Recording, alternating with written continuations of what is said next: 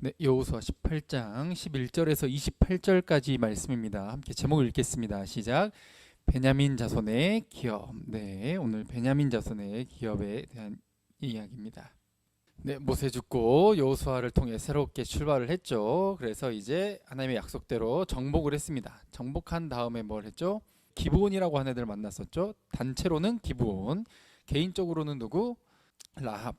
그래서 원래 구원받지 못할 자들이 구원받게 되는 은혜를 입게 되었습니다. 그렇게 해서 정복한 내용을 쭉 살펴봤고요. 이제 이 가나안 땅을 약속대로 점령을 하고 나서 이제 분배를 하죠. 분배를 하는데 네, 이제 요단 동편부터 쭉 분배를 했던 내용을 살펴보고요.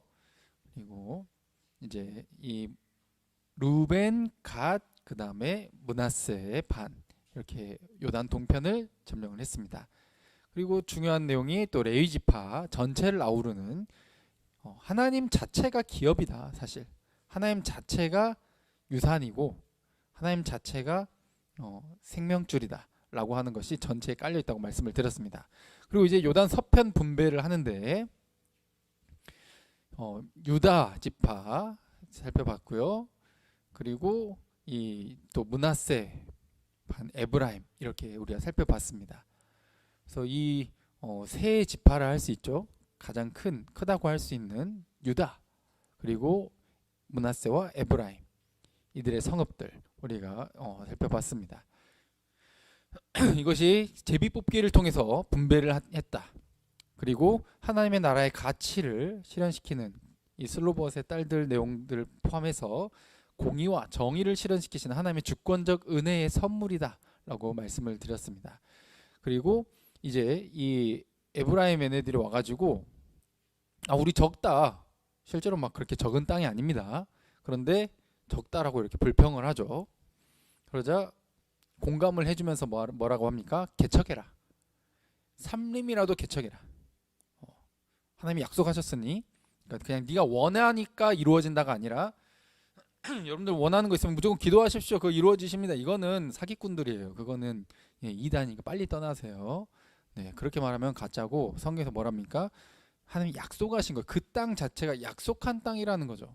그냥 막무가내로 내가 원하는 걸 무작정 기도하는 게, 무작정 개척하고 덤비는 게 능사가 아니라는 겁니다. 약속한 땅이기 때문에 개척해라, 덤비라 라고 하는 겁니다. 그 약속을 네가 능히 취할 것이다 라고 살펴봤고요. 그리고 이제 실로였죠. 이 여기까지 해가지고 주요 이제 이 지파들이 땅을 분배받는 내용을 살펴봤고요. 이제 7지파가 남았어요. 7지파. 아직 7지파가 땅 분배를 못 받았습니다. 근데 그 7지파 분배 전에 뭐부터 나와요? 실로라고 하는 곳. 실로라고 하는 것, 하나님이 이곳에 성소를 세우신, 성막을 세우시고 잠시 이곳에서 예배받게 하시려고 이렇게 명령을 하신다는 것이죠. 이게 신명기에 명령되었던 것이고, 실로라고 하는 곳에 그래서 이제 성막이 잠시 머물렀다라고 하는 것은 하나님이 약속하신 게 이루어졌다. 이거 이기고 차지하고 그리고 거주하게 하실 때 이 실로, 무슨 뜻을 가지고 있습니까? 안식이라는 의미를 가지고 있죠. 이것을 너희에게 주실 자, 이 실로. 또 구약성경에는 실로가 오실 때까지 이렇게 표현이 되어 있죠. 결국 예수 그리스도를 의미하는 것이고, 이것이 남은 7지파를 분배하는 데 있어서 맨 처음에 여기 보시면 좀 전체 이스라엘 지역의 가운데 지역처럼 보이죠, 그렇죠? 그래서 모든 지파가 이렇게 함께 예배하는 곳에 가까이 올 수 있게끔 중앙 쪽에 에브라임 지파가 있는 곳이었습니다. 그 지역에 실로에 예배할 수 있는 곳을 마련해 놨다라고 말씀을 드렸습니다. 그리고 7지파 분배에 대해서 말씀을 드리면서 남은 7지파에게 언제까지 머뭇거릴래? 지체하지 마라. 너에게 약속하신 그 땅을 너에게 넘겨주시기로 이미 주신 거나 다름없는데, 가만히 있으면 아무것도 안 하면 뭐 아무 일도 일어나지 않는다. 가서 싸워라. 지체하지 마라. 그리고 그 지체하지 말고 뭐 해와라? 너희들 이제 분배해야 되니까 그 땅을 돌아다니면서 정찰하고 그려와라. 지도를 그려오래, 그림을. 그리고 거기에 맞춰서 7 분배를 해서 제비를 뽑아 나누겠다는 내용을 지난 시간까지 해서 살펴봤습니다. 자, 오늘입니다. 여러분들 요즘 뭐 좀 된 말이긴 하죠. 요즘 너 티야? 이렇게 물으면 다 알아요. 근데 저 말이 처음 나왔을 때는 저 전현무 씨도 뭔 말인지 몰라가지고 이게 그게 뭔 말이냐 해서 그 뜻을 알고 나서 지금 처음 써먹는 장면이에요. 네, 너 티야? 네. 근데 저게 요즘 뭐랄까 일단 저는 MBTI도 신뢰하지 않을 뿐더러 그 자기가 체크한 그 자기의 기분과 자기가 자기를 생각하는 그런 참 편향적인 극단적인 그런 상황 속에서 체크한 그것을 저는 신뢰할 수 없다는 것이죠. 그리고 그 상황 속에서 조금 뭐 외향적이고 내향적이든 혹은 조금 논리적이든 조금 감정적이든 이런 부분이 사람들마다 다 있습니다. 그렇죠? 누군가는 저보고 대문자 T라 그러는데 저 감정 있습니다. 여러분들 감정 있어요. 특히나 아주 매우 예술을 사랑하고 영화를 사랑하고 음악을 사랑하는 그 감성적인 인간이에요. 근데 T냐 F냐 나누는 거 굉장히 혐오스럽습니다. 네. 저 말이 무슨 말이에요? 너 T야? 무슨 말이야? 너는 공감도 못하는 인간이야. 요런 조롱 섞인 그 비꼬미 섞여 있다고. 그래가지고 MBTI에서 T가 나오면 뭐 어때? 좀 하등한 인간이요. 왜 그렇게 된 거예요 지금 이게? 뭐가 나왔든 동등한 가치 인간입니다. 할렐루야. 이게 성경에서 말하는 거예요. 다 똑같은 인간이에요. 장단점이 다를 뿐이요. 그래서 이게 서로 좀 다른 면모를 보이고 있잖아요. 막 무슨 일이 있었어? 저런 일이 있었어? 막 울어. 그러니까 T가 뭐라 그래? 뭐 울어? 운다고 뭐가 해결돼? 이런 소리를 한다는 거죠. 그러면은 너 T야? 이러면서 또 욕한다는 거죠. 쟤는 공감 능력도 없는 하등한 인간. 좀 얘가 뭐랄까 진화론적으로 말하면 진화 덜 된 인간 막 이렇게 표현하면서 말이죠. 근데 뭐라 그래? 문제를 해결해 달라는 게 아니래. 그럼 T는 뭐라 그래? 그러면 왜 이야기했어 나한테? 왜? 그냥 공감해주면 안 돼? 이렇게 말을 한다는 거죠. 극단적인 상황이긴 한데 조금 바라보는 성향을 보여주는 좀 예시죠. 뭐 저도 좀 저렇게 생각하긴 합니다. 왜 울어? 결혼식에 왜 울어? 이씨. 좋은 날에. 뭐 무슨 일이 생겼어? 왜 울어? 울지 말고 지금 해결을 해야 될 거 아니야. 이렇게 생각하는 게 좀 저스럽기는 합니다. 근데 그게 나쁜 게 아니라는 거죠. 여기도 영화 속에서 뭐라 그래? 너는 희생 정신 같은 거 없어. 철조망 위에 동료들이 지나갈 수 있게 너가 대신 엎드려가지고 너를 밟고 지나갈 수 있게 말이야. 너를 내던지는 그런 희생 정신이 없어. 말하니까 저 로다족 뭐라고 말합니까? 그럼 철조망 자르면 되지 뭘 거기 왜 엎드려? 문제 해결을 제시를 한다는 거. 지금 희생 정신을 강조하기 위해서 뭔가 예시를 든 건데, 그렇죠? 굉장히 극단적인 그냥 그 상황 속에서 뭐를 제시해? 문제 해결을 제시해 버린다. 뭐더러 자빠지냐? 그렇죠? 이 전라도 사투리죠. 뭐더러 자빠지냐? 철조망 자르면 되지. 이런 의미인 거죠. 그래서 뭐 여러 가지 뭐 이거 샀다. 그래 캠핑 도구 샀다. 그러니까 T는 뭐라 반응해? 와 어디 거냐? 얼마냐? 언제 샀냐? 막 이런 좀 질문들 이런 것들을 하고 F는 막 그냥 감탄을 먼저 해준다는 거죠. 와 예쁘다. 딱 이렇게 세트로 하니까 색감도 너무 딱이다. 찰떡이다. 같이 캠핑 가고 싶다. 막 이런 좀 감정을 공감해 준다는 거죠. 근데 이런 것들을 가지고 좀 저도 이제 여러 가지 생각을 가지고 있는 밸런스가 무너진 요즘이 아닌가. 너무 밸런스에 대한 이 가치를 무시하고 이 정치도 이쪽 저쪽 갈라져 서로 욕하고 싸우고 남녀도 서로 갈라져 싸우고 각자가 그게 귀한 건데 왜 갈라져서 싸우냐고. 그래서 이 모든 것에 밸런스가 필요한데 우리가 밸런스를 맞춘 데 있어서 특히 뭐가 중요한 이 대화하는 방법이 너무너무 중요하다는 거예요. 저 책을 조금 인용을 하면 어느 한쪽으로 말을 할 때도 논리만 문제 해결만 어떤 정보 전달만 하는 것이 빈약하다는 거예요. 근데 또 반대로 어떤 감정적인 것만 막 쓸데없는 말들 막 살을 갖다 붙여가지고 막 살만 띠룩띠룩 찐 것처럼 그렇게 말을 해. 감성적인 것만, 감정만 공감해달라고 이렇게 말하는 거 역시 이 올바른 대화법에서 어긋난다라는 거죠. 사람을 피곤하게 만들어. 같은 말인데도 그냥 시간을 그냥 3-4시간을 말을 해도 빙빙 돌아. 제자리 걸음이야. 뭔 말을 가만히 이렇게 보면은 같은 말했어, 같은 말. 그래서 어느 한쪽으로 치우친 것은 마치 성냥개비처럼 삐짝 말라비틀어진 뼈만 남은, 혹은 감성만 추가하면 살만 쪄버린 이런 대화법으로 옳지 않다는 것이죠. 근데 우리 삶 속에서 이렇게 밸런스를 지킨다는 건 사실 쉽지 않죠. 어떻게 밸런스를 사람들이 다 지키고 사냐. 어차피 못 지킨다. 그러면 포기해? 어차피 못하니까? 그 말이 안 된다는 거예요. 올바름을 향해서 나아가야 된다는 거예요. 어차피 이 세상은 법이 있어도 법 위에서 막 법 갖고 노는 놈들이 있으니까 법을 없애버리자 이렇게 말하는 거랑 똑같은 거예요. 언제나 그런 극단적인 생각은 관계도 세상도 사회도 파괴시키는 방향으로 가지 절대 건설적으로 올바르게 긍정적으로 뭔가 건설적으로 아름다운 방향으로 좀 성장하는 방향으로 나가지 않는다는 거죠. 밸런스를 맞추기가 어렵지만 그래서 지금 세상이 이렇게 갈라져 가지고 싸우고 있지만 우리는 그런 관념적이라고 표현하잖아요. 추상적인 것, 관념적인 것, 생각만 하는 것, 거기에 갇히면 안 돼. 뭐에 나가야 돼요? 행동으로 나가야 돼. 실현 불가능하다고 생각만 하고 이랬으면 좋겠고 저랬으면 좋겠는데 어차피 안 되겠지 하고 생각만 하는 사람들이 실행을 안 해. 실행을. 아는 것이 힘이 아니라 실행하는 것이 힘입니다. 머릿속으로 아무리 혼자 생각을 하고 이러면 또 어떡하지, 저러면 어떡하지, 이렇게 하면 저렇게, 저 사람 저렇게 생각하면 어떡하지, 저렇게 하면 저 사람 불편해하면 어떡하지, 아무것도 못해. 생각을 깊이 하는 것은, 고민하는 것은 필요합니다.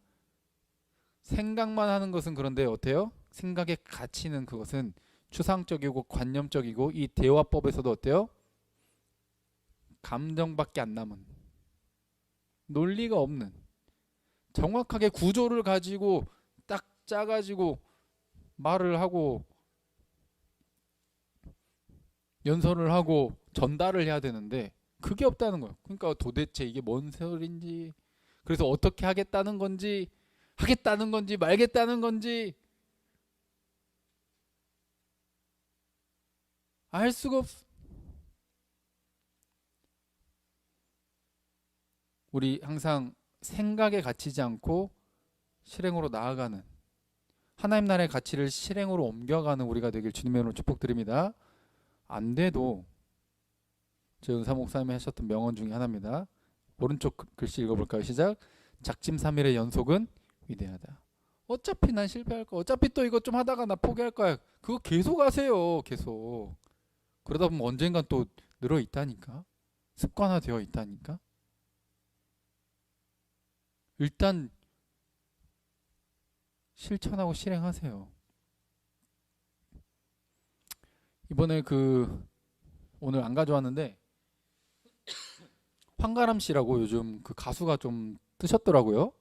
나는 반딧불 이 노래로 떴는데 유퀴즈에 나온 걸 봤어요. 근데 14년 전 무명으로 그냥 정말 노숙 생활하고 아무것도 막 할 수 없을 것처럼 그렇게 생각하던 자신에게 뭐라고 이야기해주고 싶냐 하니까 막 울면서 이렇게 이야기를 해요. 정말 가치 있는 일은 오래 걸리는 법이니까 지금 당장 결과가 안 보여도 나아갔으면 좋겠다고. 그 말을 그 시절의 자신에게 해주고 싶다고 그런 말을 하더라고요. 너무 공감됐어요. 물론 전 울지 않았습니다. 울 뻔했어. 그래, 울 뻔했어.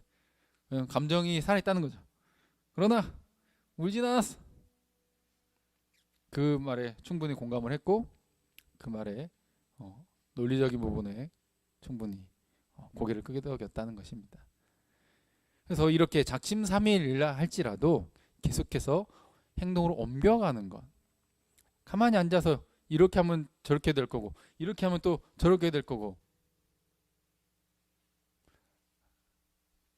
가장 성경에 부합하는 걸 선택하셔서 또 여러 가지 고려하셔서 선택하고 나아가세요.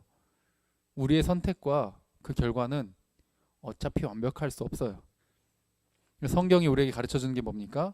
성경의 인물들이 하나같이 다 정말 믿음도 진짜 바닥치고 진짜 찌질하고 막 자기 마누라 여동생이라 속이고 이런 인물들 투성인데도 불구하고 어때요? 시간이 흐르고 나면 선택마다 진짜 찌질한 선택들 연속이었는데 그 끝에 뭐가 어떻게 돼?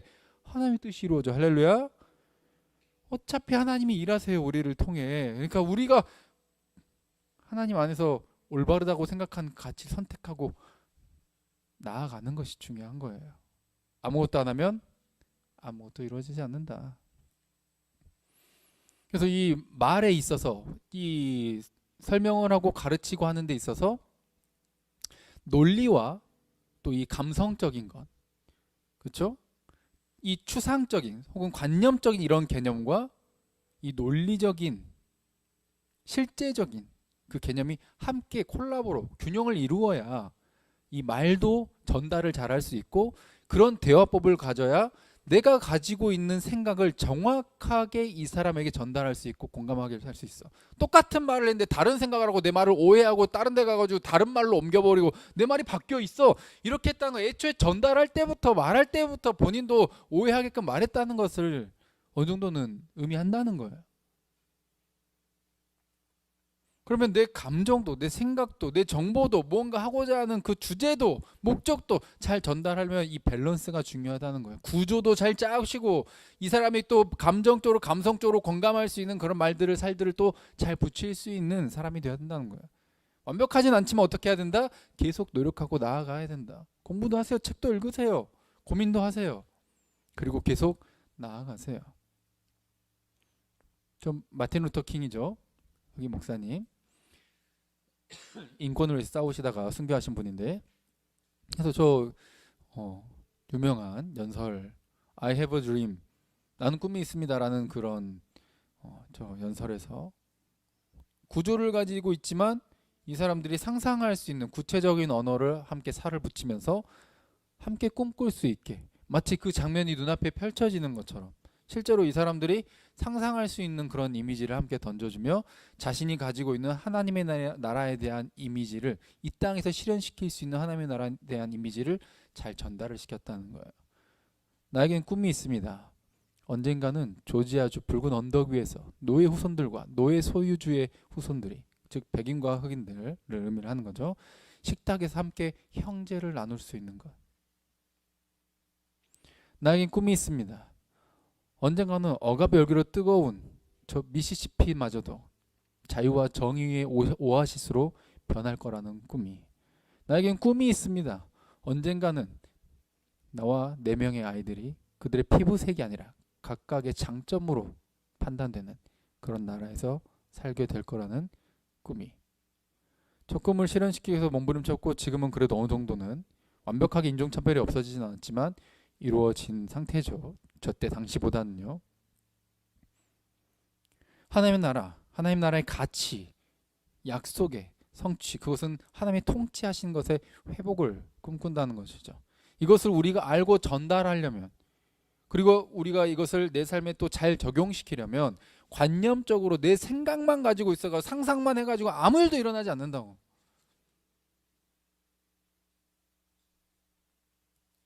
논리와 감정의 언어가 상상의 언어가 같이 상상만 해도 안 되고 논리만 있어도 안 되는 것처럼 이것이 붙여질 때 저렇게 공감할 수 있는 전달력이 생겼던 것처럼 우리가 주변 사람들과의 관계에서 대화할 때 그리고 하나님 나라에 전파할 때 이런 밸런스를 잘 갖춰가기를 주님으로 축복드립니다. 자, 오늘 본문입니다. 베냐민 지파의 기업이요. 좀 내용이 있지만 주로 이제 지명들이 나오기 때문에 쭉 읽고 넘어가겠습니다. 자, 시작.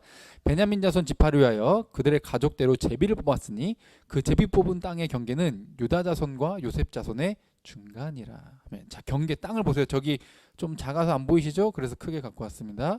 여기 베냐민 어디 있어요? 가운데 작게 제일 작은 땅, 가운데 제일 작은 땅, 옆으로 살짝 얇고 긴 땅. 그래서 저 얇을 때 위아래가 약 25km 정도밖에 안 됐네. 저기에 베냐민 땅이에요. 근데 특징이 뭡니까? 유다 지파랑 바로 붙어 있죠. 그리고 이 여메라고 하는 사해랑 또 바로 붙어 있죠. 단 지파 바로 위에 에브라임, 또 므낫세, 오른쪽으로는 갓, 루벤 같이 붙어 있어. 그러니까 거짓말 좀 보태서 그냥 웬만한 지파들이 다 붙어 있어. 그만큼 굉장히 가운데 요충지 역할을 하는 위치를 받았다는 거예요. 근데 굉장히 적은 땅, 작은 땅을 선물로 받게 됩니다. 자, 이 지역이에요. 그래서 여러 지명들이 나옵니다. 이제 이 지명들이니까 또 어딘지 모르는 데가 되게 많아요. 그래서 제가 쭉 그냥 읽고 넘어갑니다. 그들 북방 경계는 요단에서부터 여리고 북쪽으로, 또 아는 지명 나왔죠. 여리고가 나왔어요. 여리고 북쪽 올라가서 이제 시계 반대 방향으로 돕니다. 이제 이렇게, 여러분들 볼 때 이렇게 도네요. 네, 이렇게 시계 반대 방향으로 이렇게 좀 설명을 하는 거죠. 북쪽 올라가서 서쪽 산지를 넘어, 그렇죠. 북쪽에서 서쪽으로 올라갔으니까 시계 반대 방향이죠. 베다웬 황무지, 그렇죠. 고원이라고 불리는 곳입니다. 여리고 고원. 그리고 그 경계가 거기서부터 루스로 나아가서 루스 남쪽에 이르니, 루스가 어디다? 베델. 베델. 아브라함이 예배했던 곳이고, 야곱이 삼촌 그 라반의 집으로 도망치다가 어때요? 이 사닥다리를 꿈에서 봤던 그 지역, 그 베델. 중요한 지명들이 나와요. 분명 적은 땅인데 지명들이 꽤나 유명한 지명들이 나와요. 베토론, 그리고 돌아서 서쪽으로 돌아 남쪽으로 향해서 유다 자손의 성읍 기럇바할, 여기 어디예요? 기랏 여아림이라는 곳이고, 또 가니까 렙더 물 근원, 그리고 르바임 골짜기 북쪽에 어디? 흰놈의 아들 골짜기. 여기 뭐라고 불러요? 그래서 줄여서 흰놈의 골짜기 이렇게 불러요. 근데 흰놈의 골짜기가 뭐였느냐? 여기가 예레미야 시대 때 보면은 이 몰렉이라고 하는 가나안 신을 숭배를 합니다. 근데 뭐예요? 애기를 산채로 불로 태워서 바치는 거예요. 그 신이 뭐라? 몰렉. 그러니까 그런 짓을 하던 곳이에요. 그러니까 굉장히 안 좋고 나쁜 추억이 있는 곳이죠. 추억이라 할 수가 없겠네요. 안 좋은 기억이 있는 곳이죠. 그래서 이게 시간이 흘러서 여기를 어떻게 썼냐? 예수님 당시에도 범죄자들의 이제 그 처형이나 이런 걸 하고 나서 시체를 태우는 곳이에요. 그리고 혹은 동물의 시체를 태우는 곳이에요. 그래서 여기가 흰놈의 골짜기 하면은 이제 상징적으로 어떤 의미를 가지냐? 지옥의 이미지를 가져요. 그래서 이 지옥이 헬라어로 신약에는 그래서 하데스 혹은 게헨나 이렇게 부릅니다. 그리고 이게 히브리어로 지금 이 흰놈에서 게흰놈, 이것을 말이 바뀌어서 게헨나 이렇게 또 바뀐 겁니다. 게흰놈, 이게 지옥을 의미하는 말이 된 것이죠. 네, 그럼 어쨌든 굉장히 또 중요한 그런 지명이라고 할 수 있는 것이죠. 또 밑에 어디에요? 여부스, 남쪽에 이르 여부스 나오죠. 여부스가 뭐냐? 예루살렘이에요. 예루살렘. 여부스가 옛날 지명이고 지금으로 치면 예루살렘이라는 거죠. 그래서 막 엔세메스 나오고 막 뭐 글릴론 나오고 막 여러 이름들이 나와요. 근데 여기가 정확히 어딘지 아직도 몰라요. 지도에 어느 정도는 표기가 돼 있는데 모르는 경우가 굉장히 다수라는 것이죠. 그래서 결국 이 동쪽 경계는 요단이다. 그래서 요단강까지 이 적은 땅, 베냐민 자손들이 받은 땅이다. 그리고 성읍들도 설명을 합니다. 또 나오죠. 이 지명과 함께 여리고 나오죠. 아까 봤던 베델 나오죠. 막 여러 지명들 나오는데 아직 모르는 데입니다. 그래서 아는 곳 위주로 보면 기브온 나오죠. 기브온 기억나시죠? 단체로 이 종족들이 함께 하나님에게 들어가겠다 하고 왔던 이 기브온 종족 있었던 이곳. 그리고 여부스가 어디라고요? 파란색으로 표시되어 있죠. 예루살렘. 여부스가 예루살렘입니다. 자, 이렇게 14성읍이고 또 그 마을들이더라. 그래서 이 베냐민 자손은 그들의 가족대로 받은 기업이었더라. 제비를 뽑아서 받았다는 거죠. 본인이 원해서 선택해서 받은 게 아니라 이 한가운데를 하나님께서 제비를 뽑아 받을 수 있게 허락하셨다는 것이죠. 그리고 남은 7지파 중에 이 베냐민이 맨 처음 나오죠. 왜냐하면 요셉의 동생으로 라헬의 둘째 아들로서 그 지위를 어느 정도는 인정을 받는 것이라고 볼 수 있는 겁니다. 남은 7지파 중에는 맨 처음 나오니까요. 어떻게 보면은 땅도 제일 적고 인구도 제일 적어. 근데 남은 7지파 중에는 제일 먼저 나와. 언제나 하나님의 일하심이 여기에 있는 것이죠. 이 베냐민 지파에 대해서 야곱은 이렇게 예언을 했었습니다. 함께 읽을까요? 시작. 베냐민은 물어뜯는 일이라. 아침에는 빼앗은 것을 먹고 저녁에는 움킨 것을 나누리로다. 아멘. 뭔가 굉장히 그 성질 사나운, 굉장히 성질 더러운 그런 것들이 좀 생각나죠. 물어뜯는 일이 같고 아침에는 빼앗은 것을 먹고 저녁에는 움킨 것을 자기들끼리 나눠 먹고 뭔가 굉장히 호전적이라는데 이 공격적인 성향을 가진, 싸움을 좋아하는 성향을 가진, 전쟁을 좋아하는 약간 이런 이미지를 가지고 있다는 것이죠. 실제로 이런 성향을 이후에 드러내게 되고 좀 사사기, 이제 이 여호수아 이후에 저희가 사사기를 살펴볼 텐데 그때 굉장히 베냐민 지파가 큰 또 잘못을 하게 되죠. 거의 뭐 싸그리 죽게 되게 되는, 베냐민이 없어지게끔 거의 없어지게 되는 그런 사건도 생기게 됩니다. 이런 성향 때문에요. 자, 모세는 이렇게 또 예언했습니다. 베냐민에 대해서 시작. 베냐민에 대하여는 일렀으되 여호와의 사랑을 입은 자는 그 곁에 안전히 살리로다. 여호와께서 그를 날이 마치도록 보호하시고 그를 자기 어깨 사이에 있게 하시리로다. 아멘. 야곱이 예언한 것과는 조금 느낌이 다르죠. 굉장히 좀 긍정적인, 뭐라고 표현해요? 여호와의 사랑을 입은 자, 그 곁에 안전히 살 거고 하나님이 보호하실 거다. 마치 목자가 잃어버린 양을 찾아서 어깨 사이에 둘러매고 찾아오면서 너무너무 기뻐하는 것처럼 그 모습이 생각나는 거죠. 자기 어깨 사이에 이렇게 들쳐매신다는 표현이에요. 그리고 곁에 두시고 보호한다, 찾아낸다, 이런 의미까지 볼 수 있겠습니다. 그래서 이 베냐민은 가장 적지만 좀, 그리고 주변에 강한 애들이 많아요. 강한 애들이. 상대적으로 지파적으로 보세요. 숫자 많고 유다가 제일 많죠. 유다 땅도 제일 넓고 바로 붙어 있어. 그리고 예루살렘이 경계예요. 경계. 뭔가 우리는 유다가 예루살렘을 가지고 있다고 생각하잖아요. 근데 사실 성읍 자체는 원래 베냐민 지파에 속한 땅이에요. 성읍이죠. 근데 유다랑 그 경계선에 있어서 같이 함께 공용으로 사용했다, 이렇게 보시면 되겠습니다. 에브라임 붙어 있고 므낫세 붙어 있고 막 큰 애들이 붙어 있어가지고 어떤 무슨 큰 일이 생기면, 나라적으로 국가적으로 무슨 일이 생기면 바로 영향을 받을 수밖에 없고, 숫자도 적고 땅도 적고, 와 이거 뭐야, 내가 받은 거 이것밖에 안 되네 라고 충분히 불평하려면 불평할 수 있는 그런 애네들이라는 거죠. 그리고 지금 광야를 돌아다니고 유목민으로서 조상 때는 살다가 이집트에서 노예로 살다가 이제 가나안 땅을 차지하고 농경 사회로 전환을 하잖아요. 새 삶으로 이제 삶의 방식이 바뀌는 그런 중간입니다. 그럼 뭐가 중요해? 땅이 많아야지. 농경 사회를 하니까 땅이 많아야지. 그래야 잘 먹고 잘 살 거 아니에요. 그런데 이게 불평스러울 수 있는 그런 환경이 되어버렸다는 것이죠. 그러나 새 삶으로 농경 사회로 전환한다고 했을 때 인간들은 뭐라 생각한다? 땅이 많아야 되는데 땅을 적게 줘. 와, 하나님 나 안 사랑해. 이런 식으로 생각하기가 쉽다는 거죠. 인간들이 너무 생각이 짧고 그냥 요구할 수 없으니까 그렇게 생각한다는 거지.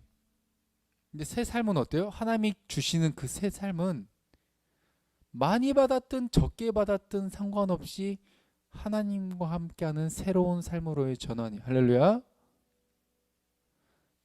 경계가 설정되는 땅이에요. 내가 원한다고 나 이 땅 그냥 저만큼 원하는 만큼 다 가질 거야. 니들이 조금 가져. 왜 나는 내가 조금 가져야 돼? 이렇게 생각하는 삶이 아니라 주신 대로 나에게 경계를 설정해 주신 대로 살아가는 삶이 새 삶이에요. 내 멋대로 하고 싶은 대로 그냥 사는 게 새 삶이 아니라 하나님이 설정해 주신 그 안에서 주님과 함께하는 그 삶이 새로운 삶이에요. 제비를 뽑았다는 것이 그걸 증명하는 거죠. 원해서 얻는 땅이 아니라 선물로 주신 땅이라는 거예요. 비록 적은 땅이고 영향력도 적을 것 같지만 사사 에훗이라고 하는 왼손잡이라는 뜻이죠. 에훗이 나옵니다. 그러니까 굉장히 적은 땅이고 적은 인구수인데도 불구하고 사사가 나와요. 사사가. 그리고 또 이스라엘 초대 왕이 어느 지파 출신이에요? 이 베냐민 출신이에요. 맨 처음 기름 부은 존재가 이 사울이잖아요. 베냐민 지파. 제일 적은 숫자와 적은 땅을 가진 데서 첫 번째 왕이 나왔다라고 하는 것 자체가 하나님이 가지고 계신 하나님 나라의 그 가치관과 실현되는 그 모습을 분명하게 드러내고 증명해 주신다는 거죠. 신약에 와서는 또 누가 했습니까? 같은 이름이죠. 사도 바울. 사도 바울도 베냐민 지파예요. 적은 거 받았어요. 와, 진짜 나는 이것밖에 안. 나는 내가 이런 부모를 만났고, 나는 재능이 이것밖에 안 되고, 나는 IQ가 이것밖에 안 되고, 나는 가진 돈 이것밖에 안 되고, 내 재능이 이것밖에 안 되고, 직업이 이것밖에 안 되고, 항상 불평거리를 찾으면 끝도 없다는 거예요. 근데 하나님은 어떻게 하신다? 항상 낮은 자, 겸손한 자를 통해 일하신다는 겁니다. 할렐루야. 알 수 없어요. 하나님은 언제나 모든 것을 합력해서 선을 이루세요. 낮은 곳에 임하세요. 인간의 생각으로 알 수 없어요. 판단할 수 없는 거예요. 결국 이 모든 것은 뭘 의미합니까? 내가 이루겠다. 내가 성취할 거야.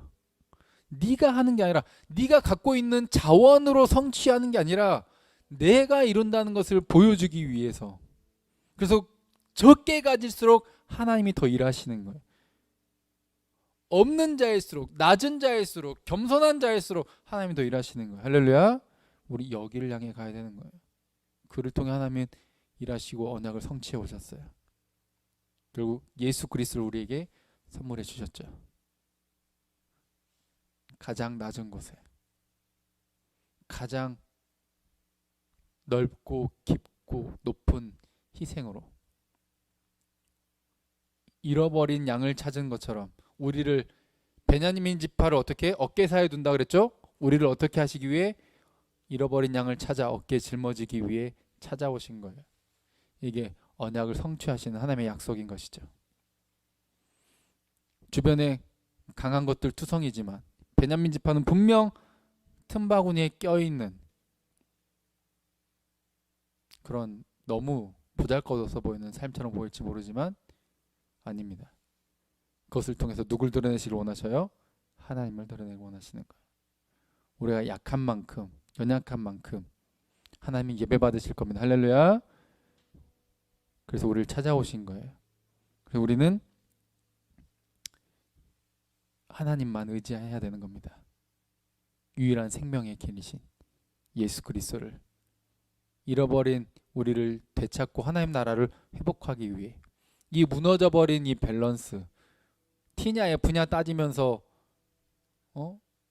남 위에 올라서려고 하는, 마치 자기는 괜찮은 거고 공감 못하는 쟤는 하등한 것처럼 비꼬는, 너 T야? 이런 세상에서 모두가 같이 있어. 난 너희 모두를 살리기 왔어. 네가 뭘 갖고 태어났느냐가 중요한 게 아니야. 네가 얼마나 네가 틈바구니에 껴서 비참한 삶을 살고 있는지가 중요한 게 아니야. 내가 너랑 함께 한다는 게 중요한 거야. 내가 널 찾으러 왔다는 게 중요한 거야. 이걸 믿니? 그럼 내 손을 잡아. 나와 함께 가자. 라고 말씀하시는 이 말씀 듣고 잃어버린 밸런스를 회복하며 무너진 이 땅에서 하나님이 살아계심을 우리의 삶으로 하나님의 나라를 이 논리와 감성의 밸런스를 포기하지 않고 끊임없이 노력하며 추구하며 나아가서 한 걸음 한 걸음을 통해 하나님의 살아계심을 복음을 증거하며 빛을 드러내는 저와 여러분들 되길 간절히 바랍니다. 함께 찬양하고 기도하겠습니다.